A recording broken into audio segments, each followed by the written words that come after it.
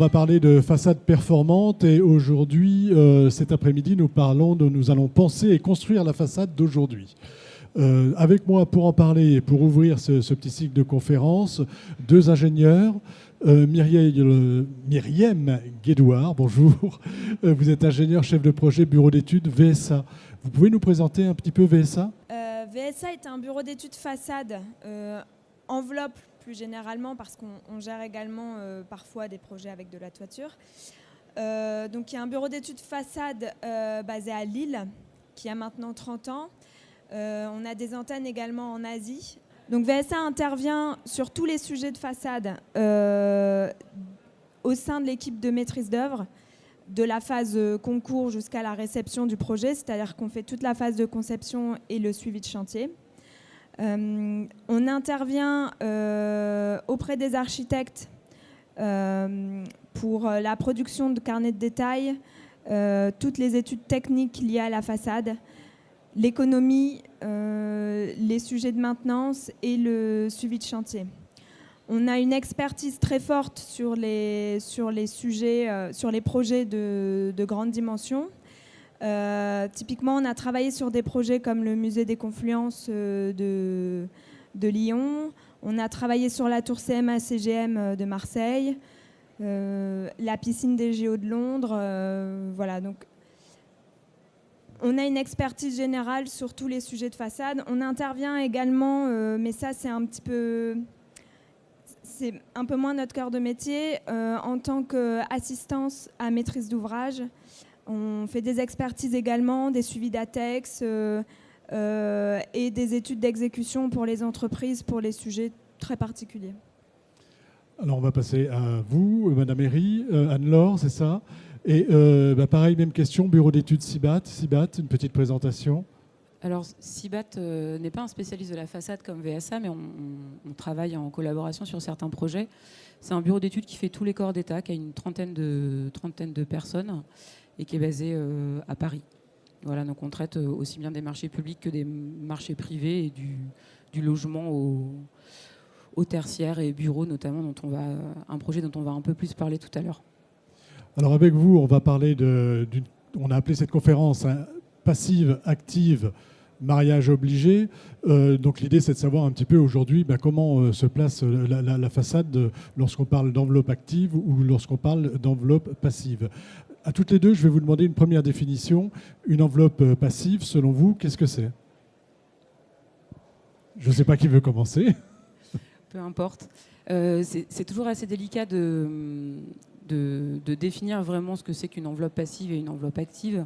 Moi, j'ai tendance à dire que le bâtiment est un système, qui est un système ouvert, et c'est un peu l'enveloppe du système. Donc, mais en fait, votre question est bien amenée, mariage obligé. Si on devait vraiment définir, j'aurais envie de dire qu'une enveloppe passive, en gros, sert uniquement à protéger le bâtiment du climat extérieur, à maintenir un peu un climat intérieur confortable, sans autre réelle, peut-être, action de production, peut-être. À l'inverse d'une enveloppe active où on aurait tendance à la définir plutôt comme une enveloppe qui produit peut-être quelque chose, qui produit de l'électricité par exemple, mais elle pourrait produire, je sais pas, il y a un projet d'Ixtu où il y a des algues, enfin voilà, je ne me rappelle plus exactement comment il s'appelle, mais on pourrait mettre une notion de production sur active et une notion de unique protection, un peu d'enveloppe corporelle sur passive. Mais la limite est assez délicate, je trouve. Pour vous ? Moi, je rejoins Madame Herry sur sa définition de l'enveloppe passive, c'est-à-dire que elle assure une protection au bâtiment. L'enveloppe active, quant à elle, effectivement, elle peut produire de l'énergie, mais pour moi, la définition est beaucoup plus vaste, c'est-à-dire que elle va plus généralement réagir par rapport à l'environnement qui l'entoure, qu'il soit environnement extérieur ou intérieur. Par exemple, l'enveloppe active, elle peut s'exprimer au travers de systèmes de protection solaire qui sont asservis par rapport aux apports solaires extérieurs. Ça peut être des enveloppes qui intègrent des ouvrants eux-mêmes également asservis pour assurer le confort intérieur, donc par rapport à des montée en température à l'intérieur du bâtiment, par exemple. Ça veut dire que c'est une enveloppe intelligente? Parce qu'on n'a pas mis intelligente. Aujourd'hui, on aime bien parler de ça. Mais est-ce que l'enveloppe active et passive, lorsqu'on les marie, est-ce que c'est des enveloppes qui deviennent intelligentes dans le sens où vous parlez de store asservi, on peut parler de vitrage électrochrome, de choses comme ça. Est-ce qu'on est forcément lié à un système qui va permettre de gérer l'ensemble? Alors, l'intelligence, alors souvent, elle se positionne pas au niveau de la façade, mais plutôt au niveau d'une GTB équipée de capteurs. Donc ça peut être des capteurs solaires, des capteurs lumineux également pour gérer l'éclairage intérieur, ce qu'on appelle des pyranomètres qui permettent de capter, de relever des informations sur le flux solaire entrant sur le bâtiment.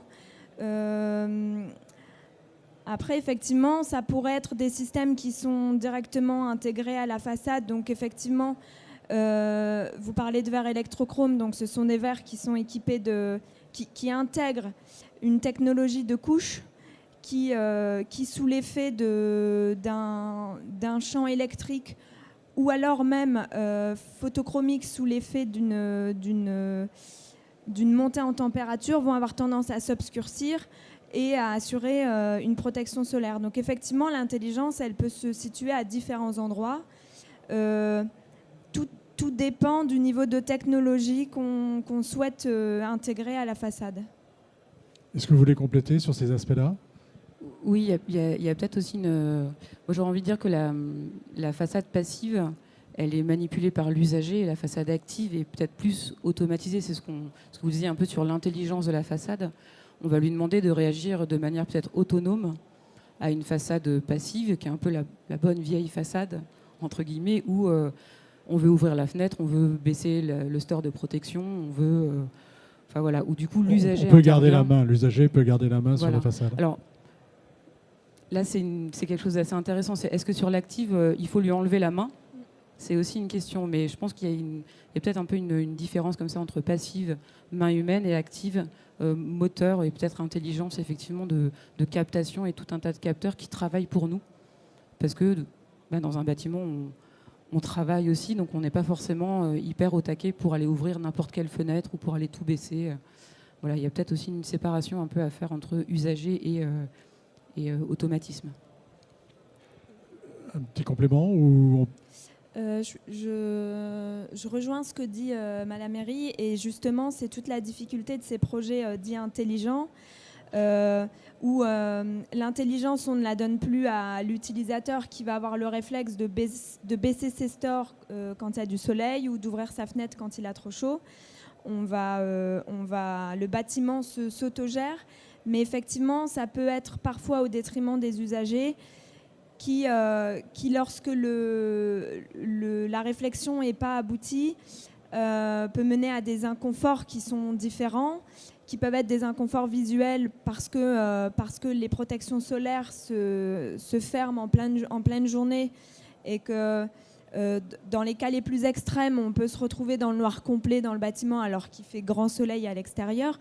Donc il y a aussi une intelligence de conception à avoir pour qu'il y ait un fonctionnement qui soit cohérent et que le confort de l'usager soit assuré à tous les niveaux. Alors, on a appelé cette petite conférence, cette petite table ronde passif, actif, mariage obligé, point d'interrogation, pour parler de la façade d'aujourd'hui et peut-être celle de demain. Est-ce que vous êtes d'accord avec ça? Est-ce qu'aujourd'hui, c'est un mariage obligé, ou est-ce qu'on peut encore travailler avec des façades vraiment passives qu'on n'est pas obligé de rendre actives? Ou est-ce que le fait d'avoir bientôt des réglementations plus c'est moins vont nous obliger à marier ces deux types d'approches? Et si oui, comment on le fait? Donc déjà, le mariage est-il obligé? C'est une question bien difficile. Est-ce que le mariage est obligé? En tout cas, il est présent, de plus en plus présent actuellement. Et il soulage aussi une partie peut-être de l'usage actif pour du coup de l'usager par rapport à son usage du bâtiment. C'est un peu ça. Et c'est vrai que les différentes réglementations thermiques, vous parlez du E+C-, Je ne pense pas que le E+C- en soi va nous obliger à avoir des façades actives. Alors, il y a la question de la production d'énergie. Donc, effectivement, on pourrait mettre du photovoltaïque en façade, mais pas que. Si on parle de la gestion un peu technique de la façade, le E+C- ne va pas nous l'imposer. Mais il y a une certaine aussi facilité d'usage quand on trouve un bon compromis entre usagers et automatisme de façade. Donc, j'ai envie de dire que oui et non. Le mariage, c'est un peu la réponse de Normand. Oui, non, mais c'est bien, c'est bien. On est bien les Normands. Myriam? En fait, au-delà des réglementations thermiques et des labellisations, il y a la contrainte primordiale, c'est le programme du bâtiment. C'est-à-dire que je pense qu'il existe encore des programmes de bâtiments qui permettent d'avoir des projets qui sont uniquement passifs. Je pense que je pourrais donner l'exemple d'un projet. Allez-y. Je vais finir de développer ma pensée, puis je vais présenter un exemple de projet justement qui pouvait être totalement passif. Je pense que dans tous les cas, à partir du moment où on décide d'avoir une façade active, il faut être rationnel et cohérent et avoir une façade qui est dans un premier temps passive. C'est-à-dire que l'énergie, à partir du moment où l'énergie qui n'est pas qu'on ne produit pas, c'est une énergie qui n'est pas nécessaire. Donc à partir du moment où la façade en fait, on a besoin d'une enveloppe passive avant même de produire quoi que ce soit. Exactement. Et de la même manière, on ne va pas chercher à produire de l'énergie ou avoir une réaction de la façade qui est très fine, je pense au fonctionnement des stores ou aux ouvrants en façade, si la façade permet ne l'impose pas, en fait. Je ne sais pas si j'ai été claire. Je pense. L'idée, si j'ai bien compris, c'est de d'abord travailler le passif et puis ensuite, on n'est pas obligé d'aller jusqu'à l'actif si le programme ne l'impose pas. Enfin, s'il n'y a pas forcément de besoin d'aller chercher l'actif. D'abord passif. Exactement. Vous parliez tout à l'heure de bâtiments de grande échelle pour votre bureau d'études. Est-ce que cette notion d'actif-passif est liée aussi à l'échelle du bâtiment ou à l'usage du bâtiment? Est-ce qu'on ira plus chercher le passif dans le logement et puis finalement dans le tertiaire, on ira plus chercher le passif actif? Ou est-ce que c'est plutôt lié finalement au programme et à la demande du maître d'ouvrage? Ou est-ce qu'il y a des bâtiments, des typologies de bâtiments qui s'y prêtent davantage? En termes de typologie, moi j'ai beaucoup d'exemples de bâtiments tertiaires, donc de bureaux. Effectivement, pour moi, cette recherche, elle est plus liée à un programme et à une volonté de maîtrise d'ouvrage. Parce que la maîtrise d'ouvrage va chercher à avoir des labellisations, par exemple. Et également, certaines maîtrises d'ouvrage vont chercher plutôt à avoir un projet high-tech et d'autres un projet low-tech. Le programme, c'est une chose, mais il y a aussi une économie de projet où effectivement, dans certains cas, il est très difficile avec le budget d'avoir des façades qui sont très high-tech et qui sont équipées de produits qui peuvent être chers. Ça, c'est un risque, le fait de vouloir faire du high-tech absolument dans une façade. Est-ce qu'il y a un risque? Est-ce que finalement le low-tech n'est pas plus intéressant? On a des beaux exemples qui vont dans ce sens. En fait, ça me fait penser parce que votre intervention, on aurait pu l'appeler façade performante, low-tech ou high-tech, compromis obligé. Et c'est exactement ça. C'est-à-dire que quand on pense la façade de manière passive, c'est vrai qu'en règle générale, quand on conçoit un bâtiment, si on fait la relation avec les différentes réglementations thermiques et niveau de performance thermique accrue, qu'on est obligé maintenant d'obtenir dans des bâtiments, on va essayer de concevoir quelque chose de prime abord passive. C'est-à-dire d'essayer de mettre en œuvre le moins de systèmes possible, donc le moins de consommation possible. Et puis ensuite arrivent les systèmes, donc arrive aussi le côté actif. C'est un projet qui est actuellement en chantier, qui est le grand équipement documentaire sur le campus Condorcet, qui est réalisé avec l'architecte Elisabeth de Portzamparc de l'agence 2P. C'est un projet que je connais bien parce que je travaille dessus depuis le début, depuis 3 ou 4 ans. Et c'est un projet qui se voulait low-tech. C'est un projet qui est très emblématique sur cette zone d'activité. Et l'idée, c'était d'avoir un projet low-tech, mais qui est très performant. On a une démarche HQE sans labellisation. Et en fait, l'idée, c'était d'avoir une enveloppe qui était très isolante et un minimum d'intelligence.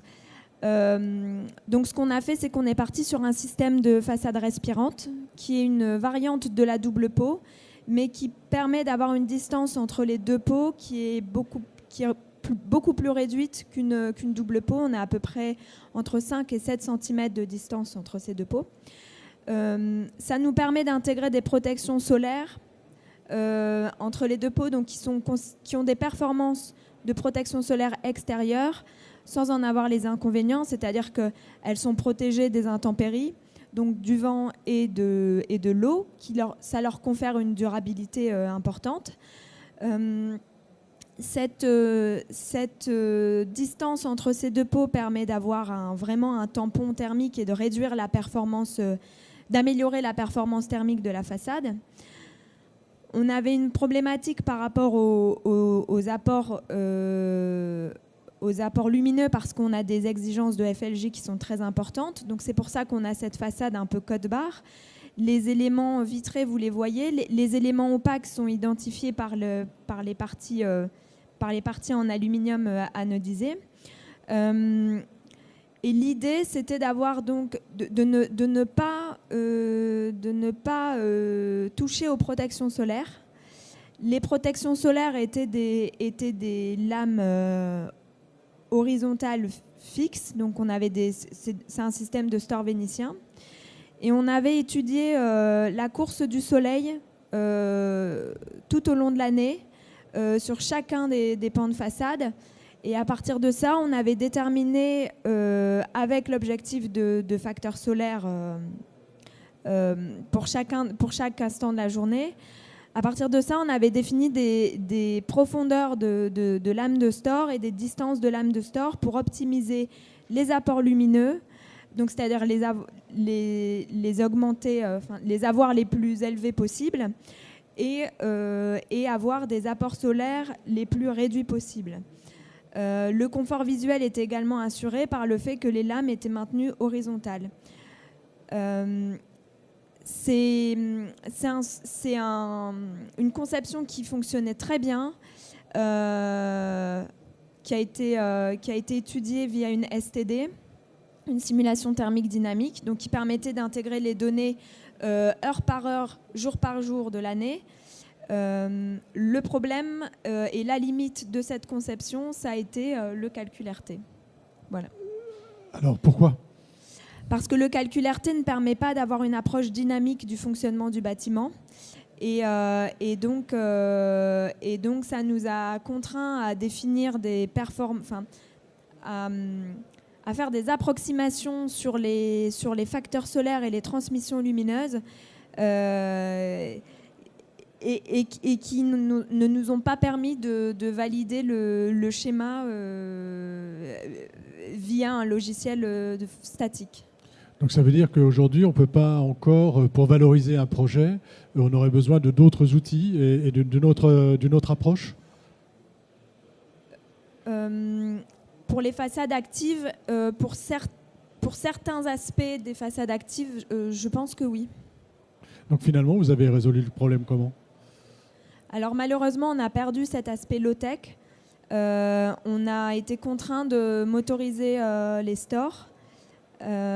Mais pour garantir le confort visuel et thermique à l'intérieur du bâtiment et éviter les surchauffes, on a intégré une intelligence via une GTB, donc c'est-à-dire on a des capteurs solaires et lumineux sur le toit qui permettent de gérer sur chaque pan de façade l'ouverture et l'inclinaison des lames de store. Dans ce cas particulier-là, on est encore en train de définir la nécessité de la finesse de la position des lames de store. Sur d'autres projets, par exemple, qui est la Caisse d'épargne de Bordeaux, qu'on a réalisé avec Architecture Studio, qui est un bâtiment qui est livré depuis quelques années maintenant, pour lequel on n'a pas eu de retour négatif sur ce fonctionnement. On a également du sun tracking et on a par exemple sur ces lames de store, on a 10 positions, on a je pense une dizaine de positions autorisées. Les stores peuvent être gérés avec par pas de 10 degrés. Donc c'est quand même une gestion très fine des protections solaires. Je reviens sur ce que vous avez dit tout à l'heure et sur cet aspect réglementaire, on va dire. C'est-à-dire qu'il y a aujourd'hui, on voudrait faire plus low-tech et finalement, ça nous pénalise dans le calcul, c'est ça ?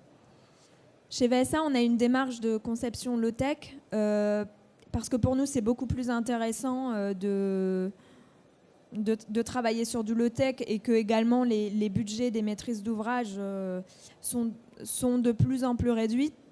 Donc ça impose un peu le low-tech. Par rapport aux limites qu'imposent les logiciels de calcul, je pense que moi, je n'ai pas la main, donc peut-être qu'on peut interroger Sibat. On va interroger Sibat sur le sujet.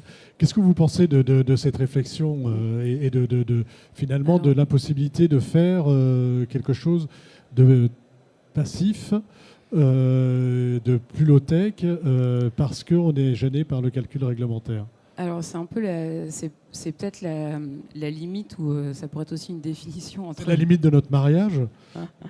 Oui et non, mais effectivement, il y a une part de limite dans le calcul réglementaire. Le projet de Créteil sur lequel on a travaillé. Alors on en parlera, on va rentrer dans le détail après du projet de Créteil. En fait, c'est un travail très fin en fait, entre la personne qui étudie la façade et la personne qui fait l'étude thermique. En l'occurrence, c'était moi qui me suis collée, si on peut dire, à faire cette étude thermique. Il y a pas mal de données très très fines à rentrer et effectivement il y a des choses qu'on a beaucoup de mal à saisir ou qu'on doit approximer d'une telle manière que ça devient un petit peu tiré par les cheveux, si on peut dire. Après c'est toute la question du réglementaire, c'est-à-dire que normalement n'importe quel bâtiment qu'on construit en fonction de sa surface, etc. Enfin bon, il y a des règles, peu importe, mais normalement tout bâtiment qu'on construit doit respecter la réglementation thermique, en l'occurrence la 2012. Donc si vous la respectez, au strict minimum, vous êtes réglementaire. Si votre programme vous demande d'avoir des calculs réglementaires qui sont peut-être de niveau vraiment supérieur, typiquement, je ne sais pas, un BPOS ou une économie de 50% du calcul réglementaire, pour valoriser des fois certains systèmes comme cela, c'est très difficile. Et effectivement, on passe par les fameuses simulations thermiques dynamiques pour pouvoir estimer un peu plus finement le comportement du bâtiment, mais une STD n'est pas réglementaire. Donc si on voulait... Après, je ne sais pas ce qui s'est passé sur le projet dont tu viens de parler. En fait, il y a un peu deux possibilités. C'est soit on dit on est réglementaire RT 2012 basique, voilà, donc je réponds à la réglementation, donc je peux construire. Mais par contre, le surplus de performance, je le prouve par un autre moyen de calcul. À ce moment-là, la maîtrise d'ouvrage l'accepte. Et si la maîtrise d'ouvrage ne l'accepte pas, effectivement, ça devient plus compliqué parce qu'on a beaucoup de mal effectivement à rentrer ce genre de système dans les calculs réglementaires. Mais même la simple double pot, moi pour avoir fait des calculs réglementaires et des STD sur un bâtiment à Nice qui est à la base une double pot mais qui risque de finir en simple pot pour d'autres raisons, notamment financières, parce que deux pots, deux façades. Oui, deux pots, deux façades, c'est plus cher. Ce qui est plus intéressant, je crois que l'aspect respirant, dont on a parlé tout à l'heure, est plus intéressant ou c'est... Financièrement, un petit peu plus, mais elle pose d'autres problématiques. Dans l'autre, c'est la même chose. Pas forcément, ça dépend des contraintes du projet. En fait, à titre d'exemple, la façade respirante, comme elle est beaucoup plus fine, sur des projets où on a besoin d'une rentabilité financière du point de vue de l'espace, une façade respirante est beaucoup plus pertinente qu'une façade double pot où parfois entre les deux pots on peut avoir 1 mètre. C'est 1 mètre de perdu sur toute la périphérie du bâtiment. Mais ça peut également se valoriser différemment dans des bâtiments de logement. Tout dépend de l'architecture du projet et de la volonté du programme et du maître d'ouvrage. Je vous laisse continuer donc sur l'aspect... Oui, c'est vrai que pour l'exemple où... et c'est vrai que c'est ce côté-là qui est intéressant dans nos métiers, c'est d'essayer de pousser au maximum en fait le passif. Donc effectivement d'aller voir en fonction des orientations les différentes profondeurs. Enfin voilà, travailler avec vraiment l'ensoleillement, c'est extrêmement intéressant. Et encore plus quand on peut se passer de tout un tas de systèmes qui va venir le réguler par la suite. Donc c'est vrai que ce genre de choses, c'est un peu plus difficile à intégrer. Après, voilà, je ne sais pas quelle était vraiment la problématique sur le calcul réglementaire sur ce projet, mais alors moi, j'ai pas encore eu cette problématique. On a toujours réussi à s'en sortir, j'allais dire par bonne intelligence, mais je pense que voilà, ce projet aussi s'est fait par bonne intelligence. Mais c'est vrai qu'il y a des limites. Il y a aussi notamment des limites dans l'intégration des systèmes de production énergétique, avec les fameux titres 5, etc. Donc ça demande beaucoup de travail, beaucoup d'investissement et des maîtres d'ouvrage aussi qui sont volontaires pour aller jusqu'au bout. Donc voilà, il y a toujours une notion de programme, d'usage, d'équipe. Mais normalement, le réglementaire ne devrait absolument pas nous contraindre à niveler par le bas. C'est pas du tout la démarche. C'est pas le but du jeu. C'est pas le but du jeu. Vous vouliez ajouter quelque chose ? Pour la double pot est pertinente et représente un réel intérêt dans certains cas, comme je l'ai expliqué tout à l'heure, pour l'acoustique ou pour réaliser un tampon thermique. Mais dans certains cas, en fait, on a tendance à penser qu'elle est nécessaire à partir du moment où on a des exigences sur les facteurs solaires, par exemple, qui sont très importantes et qu'on ne parvient pas à les obtenir avec une façade simple pot. Donc, c'est-à-dire en positionnant des protections solaires côté intérieur. Notre métier à nous, VSA, spécialistes de la façade, c'est également d'être capable de justifier des performances sur des façades simple pot qui s'approchent de performances de façades double pot. Et c'est justement le cas que je présentais tout à l'heure, c'est la Caisse d'épargne de Bordeaux, pour laquelle le client nous a dit ne nous croyez pas quand on lui disait qu'on était capable d'atteindre un facteur solaire de couple vitrage plus store inférieur à 0,15, ce qui est très bas et ce qui est très proche des performances qu'on pourrait atteindre qu'on pourra atteindre avec une façade double pot.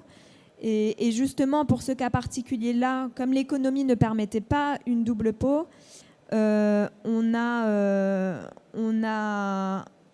prouvé au maître d'ouvrage que c'était atteignable en faisant une maquette, en l'envoyant au CSTB et en faisant des mesures. Et effectivement, on était inférieur à 0,15 parce qu'on a atteint une performance de 0,13 avec un double vitrage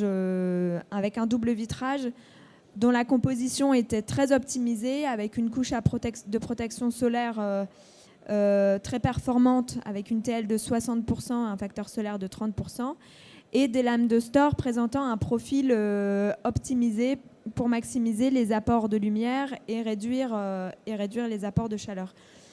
Donc, en fonction des cas, on n'a pas... Voilà, on arrive à... en fait, l'intelligence, là, on la met dans la recherche, dans tout le calcul qu'il y a avant et comment... Parce que si j'ai bien compris, on travaille sur le verre, sur le vitrage, on travaille sur les stores et sur les expositions en même temps. Exactement, et sur l'asservissement des stores pour qu'ils réagissent très vite et de manière optimisée par rapport à l'environnement extérieur. On va partir sur le bâtiment de Créteil de Valofi. Moi, ce bâtiment, je le connais un petit peu, et quand on en avait parlé ensemble, c'était plutôt dans une approche active-passive, justement. Il me semblait qu'il pouvait illustrer notre sujet d'aujourd'hui de mariage. Donc déjà, est-ce que vous pouvez nous décrire le bâtiment, quelle était la demande du maître d'ouvrage, quel était le projet de l'architecte, qui n'a pas pu se joindre à nous, et en gros, comment vous avez répondu à ces différentes contraintes et à ces différentes demandes. Donc je ne sais pas qui veut prendre la parole.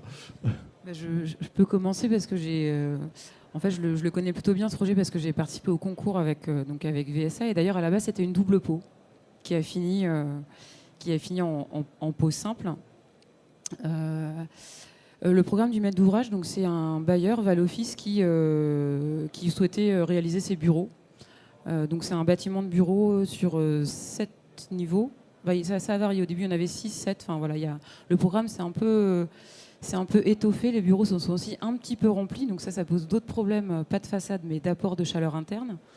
Donc voilà. Un peu plus de monde que prévu, donc un peu plus de calories, c'est ça ? Exactement. Mais du coup, la façade est aussi définie pour des apports solaires aussi en fonction des apports internes. Enfin bon, bref. Et elle est couplée à une résidence étudiante. Et le programme demandait un BPOS.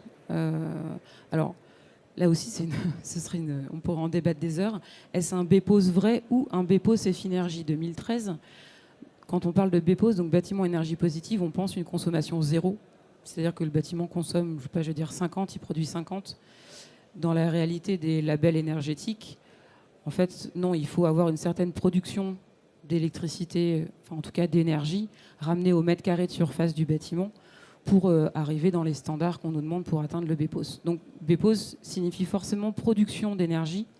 Et donc quand on conçoit un bâtiment, production d'énergie, en règle générale, le photovoltaïque est la solution la plus adaptée parce que l'éolien, c'est compliqué. Produire de la chaleur, c'est aussi assez compliqué. Donc voilà, le programme, c'était bureau, BPOS. Et la grosse contrainte, d'ailleurs on le voit sur la photo aérienne, c'est qu'en fait c'est collé au périph'. Donc des contraintes acoustiques qui sont monstrueuses. Donc voilà pour la synthèse un peu pour le décor du programme. Pour le programme. Ensuite, donc cet aspect BPOS, donc nécessairement production d'énergie, il va être traduit en façade. Oui, il est traduit en façade. Alors, il est traduit en toiture. En fait, on a mis un maximum de panneaux en toiture. Pour la simple et bonne raison, c'est que le rendement est beaucoup plus efficace quand on met les panneaux entre guillemets face au soleil que quand on les met à 90. C'est quasiment 2 fois plus de rendement. Donc, on a tartiné la toiture au maximum. Et c'est comme ça qu'on procède quand on veut faire un bâtiment BPOS. Après, il y avait une volonté architecturale de ne pas avoir les fameux brises-soleil très classique photovoltaïque. C'est sûr que Michel Ferrand en parlerait beaucoup mieux que moi, mais je me permets un peu de l'expliquer parce qu'on a quand même passé des heures et des heures sur ce bâtiment.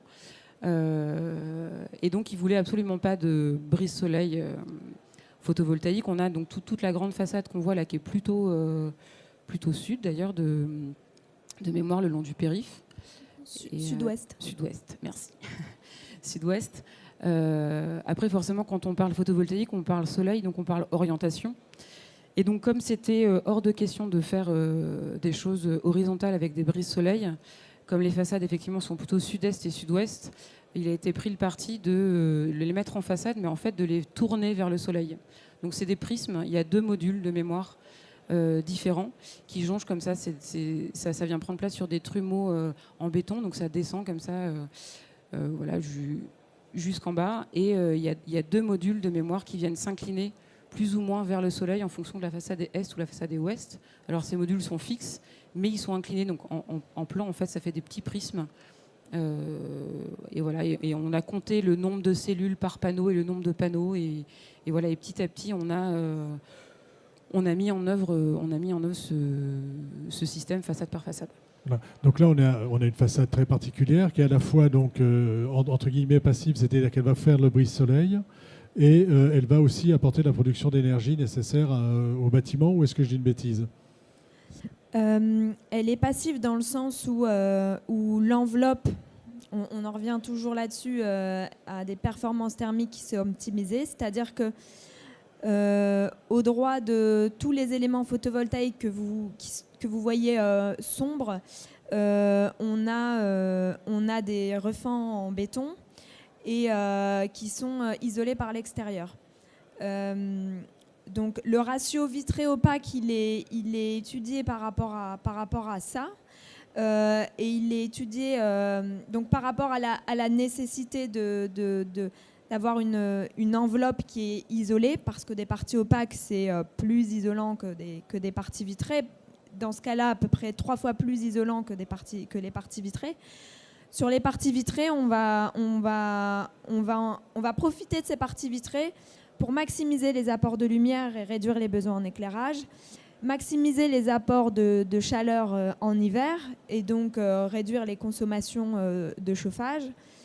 Et en été, quand on ne souhaite pas avoir d'apport de chaleur parce que justement on en a déjà par les usagers, on va se servir des protections solaires intérieures. Effectivement, à la genèse du projet, on était parti sur une façade de double pot qui permettait d'intégrer des protections solaires extérieures, qui permettait d'avoir une performance d'isolation qui était beaucoup plus importante. Et on s'est rendu compte avec CIBAT, en menant les études thermiques, que cette double pot n'était pas nécessaire. Donc on l'a retirée. Et on a travaillé sur les façades, enfin sur les performances des vitrages, qui sont équipés également là de couches à contrôle solaire très sélectifs pour diminuer un maximum les apports solaires. L'autre sujet également de cette façade, c'était de faire un projet qui était cohérent, c'est-à-dire qu'on a étudié la nécessité. On a en fait sur ce bureau, on le voit bien sur la vue aérienne qui est là, le bâtiment de bureau qui est équipé de photovoltaïque forme un L. Et donc forcément, on a des façades qui sont peu exposées au soleil et donc qui ne captent pas, qui produisent très peu. Compte tenu du coût d'un panneau photovoltaïque, on a décidé de rationaliser la conception et de n'intégrer des panneaux photovoltaïques que dans les zones qui permettaient de produire un maximum. Et également, pour avoir vraiment une vibration en façade, on a effectivement intégré ces panneaux, comme le disait Madame Herry, dans des systèmes de caissons prismatiques qui permettaient d'orienter les panneaux solaires vers le soleil. Un dernier sujet qui est très important et pour le coup qui pose une limite au photovoltaïque, c'est que les panneaux photovoltaïques les cellules sont noires et donc elles ont tendance à absorber énormément. Et donc on a mené l'étude jusqu'au bout en étudiant la courbe en fait, à partir du moment où les panneaux photovoltaïques chauffent, à partir d'une certaine température, ils vont perdre énormément en productivité. Donc, le soleil est nécessaire pour le fonctionnement des panneaux photovoltaïques, mais en même temps, c'est un inconvénient. Donc, du coup, on a dimensionné les orifices de ventilation de ces caissons pour ventiler un maximum les panneaux et éviter d'avoir une perte de production trop importante. Voilà, l'idée, c'est de les rafraîchir un par derrière pour qu'ils ne perdent pas en production. Et parfois, on récupère alors, dans d'autres projets, on va jusqu'à récupérer cette lame d'air. Je sais pas. On aurait pu, mais... Je le dis parce que j'ai déjà vu ça, tout simplement. Ah oui. Okay. Mais c'est vrai qu'en bureau, on a très peu besoin de récupérer de chaleur, même en hiver. C'est pour ça aussi que la double pot était difficilement valorisable sur ce projet. Parce qu'en fait, l'usage de bureau fait qu'on a de très forts apports internes. Et donc, alors, c'est pas qu'on n'a pas de radiateur. Après, ce serait très intéressant d'essayer de faire un projet passif de bureau. Et ça se fait d'ailleurs, heureusement. Mais c'est vrai qu'à force de l'étude, il y avait aussi un problème financier de maintenir cette double pot. Mais justement, l'argumentaire auprès du maître d'ouvrage pour maintenir cette double pot et donc d'essayer d'avoir un budget un peu supplémentaire était délicate parce qu'en réalité, sans double pot, avec la pot du coup proposé par VSA, qui est quelque chose de plus mince et donc du coup un peu double peau fine ventilée. Parce qu'en fait, on a quand même ces doubles fenêtres à cause de l'acoustique, etc. Donc, si ? Non ? On les a plus ? Ok, bon, on les a plus. Comme quoi, il y a eu beaucoup d'évolutions dans ce projet. Je finis par m'y perdre. Effectivement, on est resté en simple peau, mais parce qu'il y a eu voilà, double peau. Après, il y a la peau mince. Donc, très bien. Je sais plus ce que je disais, du coup. C'est pas grave. Sur l'acoustique, comment on règle cette problématique, puisqu'on a vu qu'on avait une grosse contrainte. Donc à la fois là, on doit être passif aussi au plan acoustique. Enfin, en tout cas, on ne doit rien entendre. Ouais, en acoustique, on a des menuiseries qui sont extrêmement performantes et qui sont non ouvrantes. En fait, dès qu'on enlève les ouvrants, on gagne aussi quelques performances acoustiques. Exactement, c'est-à-dire que l'ouvrant, au niveau de sa... en fait, au niveau du contact entre le dormant et l'ouvrant, on a une faiblesse liée à l'étanchéité à l'air. En fait, le son se transmet par le passage d'air. Et donc, on a déjà des façades qui ne sont pas ouvrantes, des menuiseries qui sont réalisées via des façades cadres. Donc la façade cadre est une conception de Muredo qui permet d'avoir des bonnes performances acoustiques. Mais la majorité de la performance acoustique est assurée par le double vitrage qui est un double feuilleté, donc feuilleté extérieur, feuilleté intérieur. La performance de la façade sur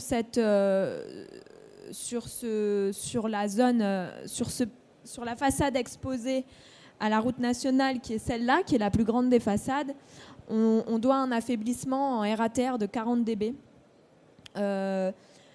C'est la limite pour une façade simple peau. Je pense qu'au-delà, on aurait été contraint de rester sur de la double peau.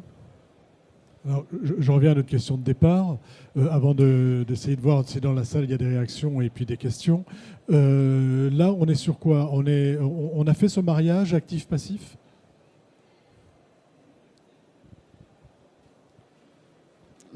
J'ai envie de dire oui, elle est active parce qu'elle produit de l'électricité. En même temps, elle est passive parce que voilà, tout bâtiment a une façade qui est de base passive, qui joue son rôle de bâtiment, c'est-à-dire de mettre à l'abri les usagers d'un climat extérieur. Donc oui, c'est un mariage actif-passif. Après, je pense qu'on l'a peut-être rendue un peu active. D'ailleurs, je ne sais plus si ça a été accepté, mais en tout cas, c'était aussi un gain d'amélioration du confort d'été, de rendre les stores automatiques. Voilà, nous on les a aussi étudiés en fonction de l'ensoleillement, donc voilà, de mettre des consignes aux gens pour le bon usage des protections solaires en fonction des orientations, parce que voilà, c'est aussi une chose d'ouvrir sa fenêtre quand on a chaud, mais le comportement général d'un bâtiment, voilà, peut pas forcément être laissé à chaque personne en fonction du ressenti thermique. Bon, ça c'est la petite parenthèse. Pour revenir à votre question, oui, elle est en même temps active, en même temps passive. Sur cet aspect Je suis absolument d'accord. Et pour ne pas se cantonner au seul sujet des façades, je pense qu'il est important de préciser que sur ce projet mixte qui intègre un bâtiment de bureau, un bâtiment de logement, on a un mariage actif-passif. Les bureaux étant actifs par rapport à leur production d'énergie et la résidence qui se trouve à côté est passive. Et le mariage fait que, par exemple, on arrive à récupérer l'énergie, la chaleur produite par les data centers pour venir chauffer l'eau chaude sanitaire des logements. Des logements, oui. Donc le mariage actif-passif, il peut se faire sur un programme complet, sur un bâtiment complet avec des programmes différents. C'est vrai que c'est une réflexion sur la globalité en fait du projet et effectivement on récupère de la chaleur des bureaux pour produire l'eau chaude sanitaire des résidences qui à la base devait être un bâtiment passif, donc qui a aussi des performances d'enveloppe qui sont très très élevées. Donc c'est vrai qu'en l'occurrence ce projet est effectivement un très beau mix de conception passive avec une part d'actif qui est en fait la résultante du programme, parce qu'on ne fait pas un bâtiment BPOS 2017 sans actif, parce qu'il faut produire de l'énergie, donc on ne pouvait de toute manière absolument pas s'en passer, que ce soit en toiture ou en façade, mais on avait besoin aussi de la surface captante des façades pour atteindre les objectifs de la maîtrise d'ouvrage. Alors on va passer aux questions, si vous en avez, et si il faut en avoir une au moins ou deux. En voilà une là. On va vous passer un micro. Vous avez le micro ou pas? Du coup, il n'y a pas de micro. Alors attendez, je vais le passer. Bougez pas. Oui, bonjour, Richard Mauss. Je suis le fondateur d'une société qui s'appelle Fixinox. En matière vous m'entendez? En matière de façade active, est-ce que l'enjeu principal, c'est pas le confort d'été aujourd'hui? Et alors, il y a parce que pour la climatisation, il faut de l'énergie et qu'il y a le réchauffement climatique. Alors, je voulais voir comment vous regardez cette question de confort d'été. Mais effectivement, je pense que la part, et je pense que notre discours est assez cohérent là-dessus, c'est toute la difficulté de définir une façade active. Là, en l'occurrence, ce projet, elle est active parce qu'elle produit l'électricité. Mais c'est sûr que sur un bâtiment de bureau, en règle générale, elle est active parce qu'elle elle est automatisée pour le confort d'été. C'est pour ça que la double pot, en fait, est aussi c'est quelque chose de très intéressant. Mais c'est aussi, pour le confort d'été, extrêmement compliqué parce qu'en fait, comme je vous le disais, les bâtiments, en tout cas, si on prend un usage de bureau, le bâtiment de bureau, il a quand même besoin de très peu d'apport d'énergie par l'extérieur. Et donc, en fait, la double pot, elle est sanction. C'est-à-dire qu'elle monte la température du bâtiment en été, là où on n'en a pas besoin. Alors, elle a d'autres avantages, mais en tout cas, pas celui-ci pour les bureaux. Donc, oui, bien sûr que le côté actif de la façade, c'est principalement pour la gestion du confort d'été. En tout cas, ce qu'on travaille en règle générale, c'est plutôt ça. Sur cette question du confort d'été, je suis d'accord et je vais juste rajouter que les projets qu'on vous a présentés ne sont pas équipés de climatisation, c'est-à-dire qu'ils sont uniquement refroidis.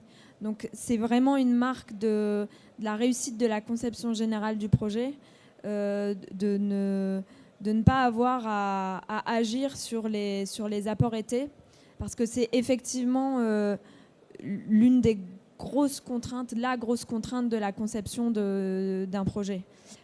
Ça peut se gérer avec du pré-rafraîchissement ou avec une façade active qui intègre des systèmes d'ouvrants motorisés et asservis. une autre question? Pas de question? Une petite... Une question ici. Attendez, je vous apporte le micro. Vous parliez, il me semble, de brise-soleil intérieur. Est-ce que ça a une efficacité aussi importante qu'à l'extérieur? Juste, non. À produit égal, donc à vitrage, à complexe verrier égal et à protection solaire égale, donc de même teinte et même produit, non. Seulement, on arrive avec une conception de simple pot, protection solaire intérieure avec la bonne association de vitrage, de store et de composition verrière. On arrive à s'approcher à des performances qui sont proches d'une protection solaire extérieure. On n'y est pas totalement, mais on y arrive et c'est encore maintenant bien suffisant par rapport aux exigences programmatives et de labels qu'on a actuellement sur le marché. La protection solaire extérieure pose beaucoup de contraintes d'ailleurs, parce qu'elles sont plus chères, elles sont plus fragiles et elles ont surtout un impact architectural très fort qui s'il n'est pas intégré par l'architecte, peut être vraiment subi. Sur cette question? Non, c'était juste pour confirmer que ça reste plus performant quand c'est à l'extérieur. C'est indéniable. C'est-à-dire que vous n'avez pas le vitrage, de toute manière, aussi performant soit-il. Donc vous avez forcément une meilleure protection quand c'est à l'extérieur. Ça devrait être à l'extérieur. Et lorsqu'on met le store à l'intérieur d'une façade, enfin d'une menuiserie respirante, est-ce qu'on a les est-ce qu'on règle est-ce qu'on est quand même moins performant que si on le mettait à l'extérieur, ou est-ce qu'on arrive à être aussi performant? Je vais parler de la double peau en règle générale. Donc la double peau, on a une peau extérieure qui est vitrée, une lame d'air entre la peau extérieure vitrée et la peau intérieure vitrée, et entre les deux, on a la protection solaire. Dans certains cas, la double peau peut être plus performante qu'une simple peau avec une protection solaire extérieure, notamment par rapport aux apports solaires, du point de vue du facteur solaire, donc, parce qu'on peut intégrer une couche à contrôle solaire sur le verre extérieur. Donc on vient renforcer encore la protection solaire du complexe de façade. Oui, alors juste parce que je vois des grimaces en fait, mais effectivement le problème de la double peau c'est que ça monte en température, mais par contre le fait d'avoir 3 couches, enfin la première couche, la protection et la deuxième couche, ce qui rentre comme apport solaire pur à l'intérieur est effectivement plus faible que si on avait une protection extérieure et une peau simple. La difficulté de la double peau c'est la montée en température de la lame d'air. Donc en fait une fois qu'on gère cette montée en température, normalement effectivement c'est plus efficace, tout simplement parce que physiquement on a entre guillemets 3 couches à traverser à la place de 2. Mais voilà, ça pose d'autres problématiques, mais c'est extrêmement intéressant de travailler sur des doubles peaux. La difficulté c'est l'espace nécessaire pour les concevoir. Une double peau ne fait pas 40 cm, la lame d'air, enfin voilà. Donc ça prend des proportions qu'il faut aussi intégrer dans les projets, dans les surfaces, dans les coûts. Voilà, mais sinon c'est très intéressant. Voilà, et c'est davantage de matière également. Pour le c'est moins bon. Voilà. Une autre question? C'est bon, bah écoutez, merci d'être venu jusque-là. Vous pouvez les applaudir.